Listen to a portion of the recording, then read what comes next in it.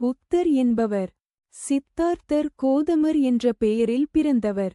அவர்தான் புத்த மதத்தை உருவாக்கியவர். இது உலகின் முக்கியமான ஆன்மீக போதனைகளில் ஒன்றாக இருக்கிறது. அவர் இந்தியாவின் வடபகுதியில் இன்று நேபாள எல்லை அருகே உள்ள சக்கிய குலத்தில் பிறந்தார். ஒரு இளவரசராக வாழ்ந்த இவர் செல்வச் சுக வாழ்க்கையை விட்டுவிட்டு உண்மை வாழ்வின் பொருளை தேடி வெளியேறினார். பல ஆண்டுகள் கடினமான தியானம், துறவு வாழ்க்கை ஆகியவற்றை மேற்கொண்ட பிறகு போதி மரத்தின் கீழ் உட்கார்ந்து தியானத்தில் இடம்பெற்று இறுதியில் ஞானம் அடைந்தார். அதன் பிறகு எப்படி துக்கத்திலிருந்து விடுபடலாம் என்பதை கூறும் 4 அரிய சத்தியங்களை உலகிற்கு போதிக்கத் தொடங்கினார். புத்தர் 80 வயதில் இறந்தார்.